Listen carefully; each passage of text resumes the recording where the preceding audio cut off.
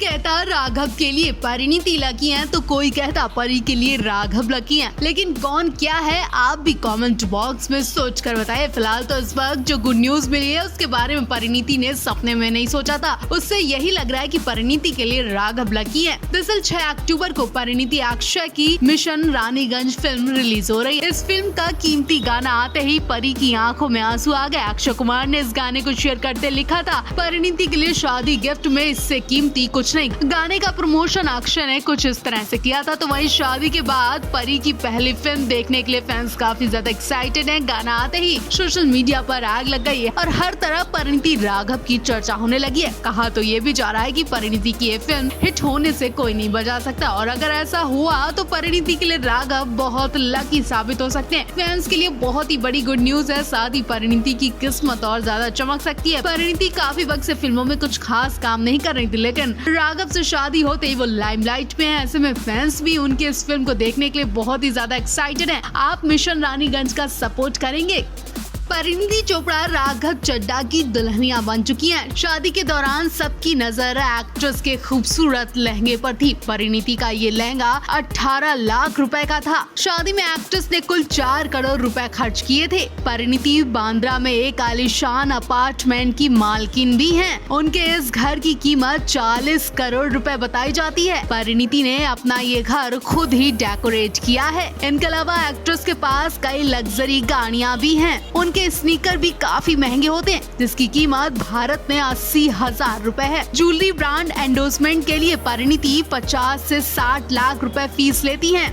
Newly married couple Parineeti Raghav को अब इस वक्त एक साथ होना चाहिए और शादी के अभी कोई दिन भी नहीं बीते। दोनों एक साथ होने के बजाय किसी और के संग देखे जा रहे हैं। जी हाँ, परिणीति अपने नेताजी को छोड़कर अक्षय कुमार के संग फिल्म में फोकस दे रही हैं। तो वहीं राघव चड्ढा राजनीति के काम में वापस आ चुके हैं। इतना ही नहीं, ऐसा भी क्या बड़ा काम था कि परिणीति राघव को अपना हनीमून तक कैंसिल करना पड़ा, जबकि दूसरे लोगों को परिणीति राघव खूब टाइम दे रहे हैं। जी हाँ, शादी के बाद परिणीति को अक्षय कुमार के संग क्लोज देखकर लोग तरह तरह की बातें भी बना रहे हैं। कहा जा रहा है कि शादी किसी और से, हनीमून के टाइम किसी और के संग है परिणीति। क्या इसमें परिणीति राघव यानी राजनीति की कोई राजनीति है? आखिर हनीमून को कैंसिल कर दोनों अपने अपने टीम के लोगों के साथ वक्त बिताना है, ये बात कुछ हजम नहीं हो रही। आपको बता दें, परिणीति की फिल्म रानीगंज 6 अक्टूबर को रिलीज होने वाली है। फिल्म के कई पोस्टर सामने आ चुके हैं, जिसमें परिणीति के लुक ने सबका ध्यान खींच लिया। वाकई बहुत प्यारी लगी और कहा जा रहा है कि परी की फिल्म हिट होने से कोई नहीं बचाएगा। पहले ये तो जनता तय करेगी कि परी की फिल्म पसंद आएगी कि नहीं। परी राघव की शादी में परिणीति ने अपनी रानीगंज फिल्म के गाने का प्रमोशन भी किया। फेरे के बाद जलसा गाना प्ले किया गया, तो वहीं परिणीति ने अपनी आवाज में ओपिया गाना रिकॉर्ड किया था।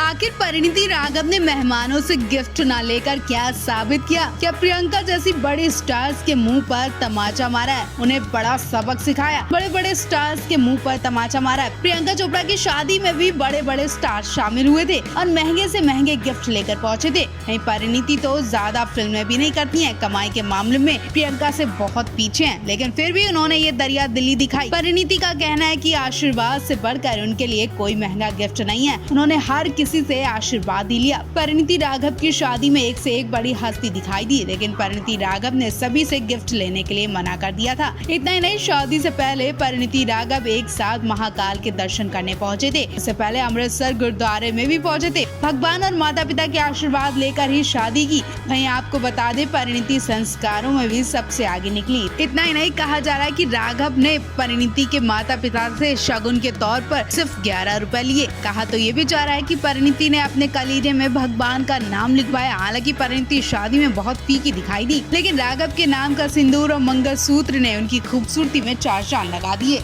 हाल ही में धर्मेंद्र ने अमेरिका से आते एक वीडियो शेयर की थी, जिसमें वो अपने फार्म हाउस में बैठकर मस्ती करते दिखाई दिए। इस वीडियो में उन्होंने ये भी कहा कि मैं बुढ़ा नहीं हूँ, भले ही आंखों से अब साफ नहीं दिखता हो, कानों से ठीक सुनाई न देता हो, लेकिन मैं अभी भी जवान हूँ। धर्मेंद्र की इस वीडियो पर फैंस ने ढेर सारा प्यार लुटाया और उनके स्वास्थ्य के लिए दुआएं की। कहा कि सर, आप हमेशा जवान रहेंगे। वहीं अमेरिका से लौटने के बाद एक बार भी हेमा से नहीं मिले धर्मेंद्र। इतना ही नहीं, अमेरिका से लौटने के बाद धर्मेंद्र को सर्दी जुकाम तक हो गया। उनकी हालत अभी कुछ ठीक नहीं है, कुछ दिक्कतें और भी हो रही हैं, लेकिन फिर भी हेमा मालिनी ने नजरअंदाज कर दिया और एक बार भी उनका हाल चाल नहीं पूछा। हेमा ने भले ही धर्मेंद्र की चिंता ना की हो, लेकिन ईशा देओल ये खबर सुनते ही पापा के फार्म हाउस दौड़ी चली गयी। हेमा मालिनी फिर से सवालों के घेरे में घिर गयी। क्या धर्मेंद्र से लड़ाई हुई है? क्या धर्मेंद्र प्रकाश की बेटियों से मिलने चले गए इसलिए हेमा उनसे बात नहीं कर रही है, या फिर उनके पहले परिवार की वजह से उन्हें डिस्टर्ब नहीं करना चाहती हैं? ईशा देओल ने पिता के संग फोटो शेयर करते हुए लिखा, आप हमेशा स्वस्थ रहें, आप हमारी ताकत हैं। सुपरस्टार देवानंद के 100वें जन्मदिन के उपलक्ष्य में जयपुर में देव फेस्टिवल में पहुंची हेमा मालिनी ने देवानंद की तारीफ तो की, साथ ही उन्होंने ये भी बताया कि वो जिस राम मंदिर में आई हैं, उसी में उनकी और धर्म जी की फिल्म चर्चा रिलीज हुई थी और यहाँ की शुरुआत हुई थी। ये जगह मेरे लिए बहुत खास है और हमेशा रहेगी। साथ ही देवानंद की तारीफ में हेमा ने कहा कि देव साहब कभी किसी की लाइफ में इंटरफेयर नहीं करते थे, बल्कि वो लोगों को और मुझे इनकरेज करते थे। कहते थे कि आओ हेमा, हंसी खुशी ये पल गुजारते हैं, पता नहीं कब किसके साथ क्या हो जाए, ये जिंदगी में रखा ही क्या है। हेमा ने कहा कि आज तक मुझे मेरी जिंदगी में ऐसा इंसान नहीं मिला जो सिर्फ अपने काम से काम किया और चलते बना। वो लोगों के सामने बहुत प्यार से पेश आते थे, कभी घमंड नहीं किया, जबकि वो अपने जमाने के सबसे बड़े एक्टर रहे। लोग उनके फैन हुआ करते थे। यहाँ तक हेमा मालिनी भी देवानंद सर की फैन है। हेमा ने ये भी बताया कि आज जब मैं तैयार हो रही थी तो मुझे ऐसा लगा कि मैं देव साहब से मिलने जा रही हूँ, क्योंकि मेरा उनसे अच्छा जुड़ाव रहा और उन जैसे नेक इंसान को मैं कभी भूल नहीं सकती हूँ।